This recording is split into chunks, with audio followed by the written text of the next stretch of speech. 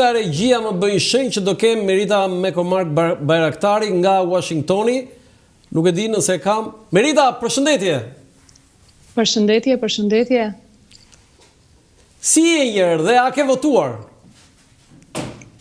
Jam mirë, faleminderit, dhe pyetjes të dytë nuk mund t'i përgjigjem sepse është private. Jo, a ke votuar pastaj? Jo, për kë ke votuar? A ke votuar? Përsërish e quaj privat si. Do thënë ju nga Amerika edhe këtë po i quani sekret. Sekretet mëdha po mbani ju nga Amerika. Okej, Merita. Ne nuk mbajmë sekrete, por ne respektojmë lirinë e individit. Bravo. Merita, unë do doja, si është atmosfera e shqiptarëve në Shtetet Bashkuara të Amerikës? A ka pasur interes nga ana e tyre për të votuar dhe për të qenë pjesë? Ne themi këtu që unë dëgjoj dhe gazetarë që edhe kolegët e mi që për herë të parë në fakt shqiptarët e Amerikës ishin ata që bën shtetin shqiptar dhe Federata Vatra ka pasur deputet në kuvend e Shqipërisë në vitet 20-30 dhe nëse themi deputeti Fanoli, ai ishte deputet si përfaqësi e shqiptarëve të Amerikës. A kemi ne të njëjtën interes, të njëjtën po themi angazhim të shqiptarëve të Amerikës? Landi, mendoj se ky përcaktim që ju bëni dhe këto komplimenta që ju i bëni Vatrës edhe vatranëve janë mëse të mirëpritura. Mendoj që para 100 e ca vitesh situata ishte ndryshe krahasuar me situatën tani. Por unë dua të them që Vatra ka qenë iniciatore e shtysës për të siguruar votën e diasporës. Dhe unë si vatrane mund të dëshmoj për këtë. Mund të them që para 20 vitesh ka qenë një dëshirë që të përfshihej diaspora në votimet në Shqipëri. Fatkeqësisht nuk ndodhi derisa e ka marrë pushtetin Partia Socialiste dhe ndodhi pikërisht në mandatin e saj të tretë. Dhe unë kam parë një angazhim të jashtëzakonshëm të personave që kanë ardhur nga Shqipëria, përfaqësues të Partisë Socialiste, për të mbledhur personat këtu në Amerikë të diasporës dhe kam parë dhe kam vënë re që njerëzit kanë qenë të interesuar për të regjistruar. Dhe janë regjistruar, të paktën të gjithë mund të them që ndoshta mbi 50% e personave që unë njoh, që kanë shumë vite këtu, janë regjistruar, por ka pasur disa probleme me vonesat në ardhjen e zarfave dhe mbaj mend që disa miq dhe miket mia kanë kontaktuar ambasadën, i kanë thënë ku janë zarfat, bile ka qenë me humor, ku janë zarfat, doni apo nuk doni të rini në punë. Ndoshta kjo ishte indikatori atyre që mbështesnin Partinë Socialiste. Kishte dallim Merita në atë që ti ke kuptuar, se sigurisht ti ke angazhimet e tua personale, private.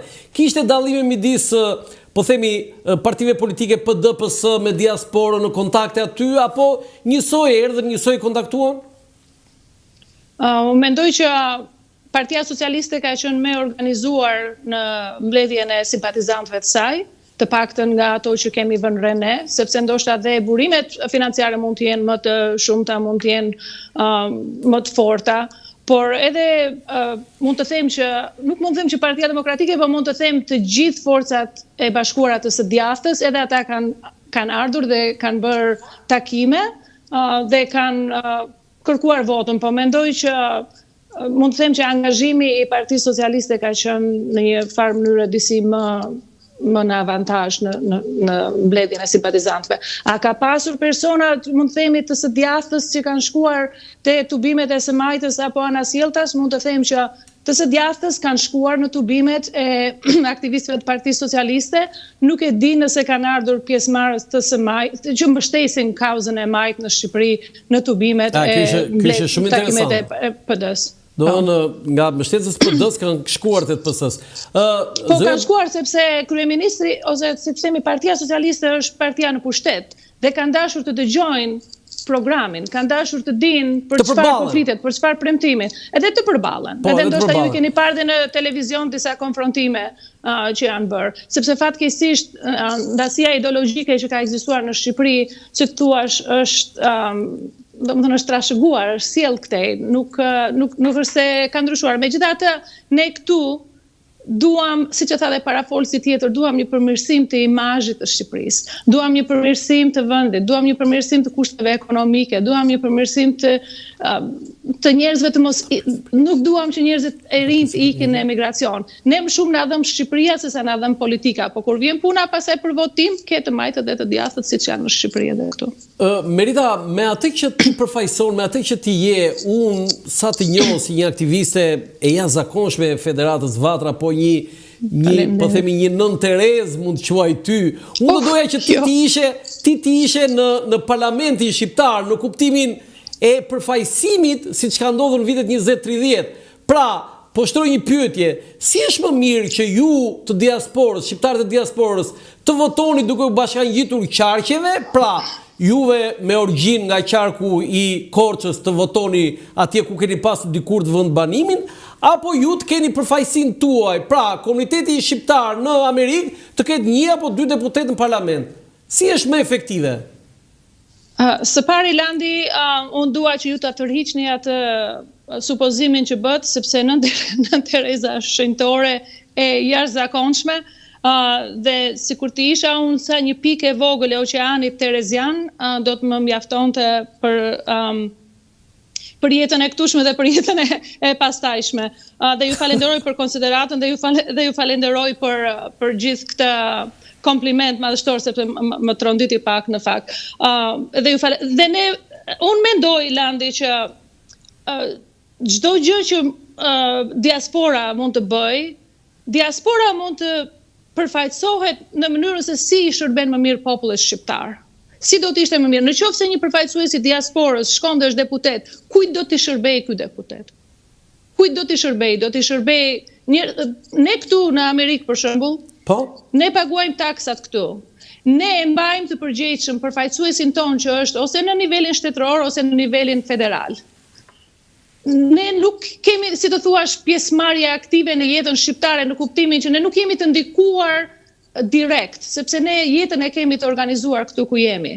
Në qoftë se ne duam të japim një farë ndihme, në qoftë se ne duam të japim një farë mbështetje, kjo do të ishte për të shërbyer popullit ton atje.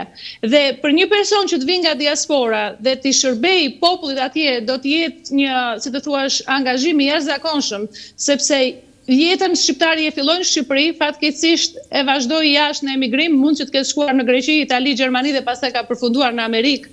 Dhe ka ndërtuar, si thua, atë kështjellën e vet, qoftë shtëpisë e vogël ose kështjellë e madhe, dhe që të zhvendoset sërish në Shqipëri, është angazhim i jashtëzakonshëm. Dhe unë mendoj që aty ku mund të shërbej më mirë, ndoshta do të ishte në qarkun ku e ka origjinën, sepse atje e di vendin, atje e di sikletin, atje e njeh njeriu, po kjo do të ishte njeriu e vet. Po kjo do të ishte një vendim që ndoshta duhet të jepet zgjedhësit shqiptar ta miratojë me referendum në çfarë niveli do përfaqësohet diaspora, nëse do përfaqësohet. Ky është mendimi im personal i momentit. Merita, dhe në fund, a ke një mesazh, një thirrje për këtë ditë të votimeve, sepse kuptoj që nga të dhënat numri i votuesve është i ulët. Ke diçka për të thënë në mënyrë, po themi, që ju të ndikoni sadopak te ata që ju ndjekin? E para njerë, faleminderit Landi për mundësinë për të shprehur dhe për të komunikuar. Unë ju uroj të gjithë shqiptarëve të kenë një ditë të paqshme sot, të kenë zgjedhje të lira. Është shumë e rëndësishme që shprehja e njeriut, liria e fjalës, liria e votës janë të pacënueshme dhe kjo të respektohet në mënyrë të prerë, domethënë nuk ka vend për as për të menduar abuzimin dhe as për ta lejuar abuzimin. Unë mendoj që shqiptarët kanë dalë nga, si të thuash, nga ajo periudha shumë e vështirë që ne kaluam e diktaturës, por fatkeqësisht nuk jemi rritur aq sa ç'duhet. Nuk jemi forcuar aq sa ç'duhet dhe nëse ne bëjmë një bilanc të këtyre 35 viteve dhe shikojmë sa vite është në pushtet njëra parti dhe sa vite është në pushtet njëra parti, ose sa vite është në pushtet njëri krah dhe sa vite është në pushtet krau tjetër, dhe nëse bëjmë balancën e hemorragjisë njerëzore, e kushteve të vështira ekonomike, nënave po u thahet syri nga lotët që u kanë ikur fëmijët në emigrim, ky kombion mbeti duke bërë eksoduse. Dhe unë mendoj që njerëzit duhet të kenë parasysh që kjo jetë është e shkurtër. Duhet të mbështesim programet që mbështesin familjen. Duhet të mbështesim programet që mbështesin jetën. Duhet të mbështesim atë që po ndodh në Amerikë. Në Amerikë ndodhi një revolucion i papar, që të thuash Amerika ka bërë kthes të jashtëzakonshme dhe unë shpresoj që ky sinjal që vjen nga Shtetet e Bashkuara, jo vetëm që shpresoj të mbështetet, por shpresoj që të jetë dritëdhënës edhe shpresë edhe për popullin shqiptar. Dhe mendoj që njerëzit do të votojnë edhe për programin më të mirë për Shqipërinë, por edhe për individin që përfaqëson më mirë votuesin. Merita, unë e shijova shumë të bisedë të këndshme, të dëgjova me shumë vëmendje. Është kënaqësi veçantë kjo bisedë. Të falenderoj shumë, t'ja mirënjohës dhe të uroj suksese dhe mbarësi ty dhe familjes tënde dhe në gjithë atë angazhimin që të ke te Federata Vatra, që është një Shqipëri atje në Amerikë, sepse ne nga Vatra kemi parë vetëm të mira. Shqipëria i ka zgjidhur gjitha problemet e saj, gjitha krizat, andej matan atje te Vatra i ka zgjidhur.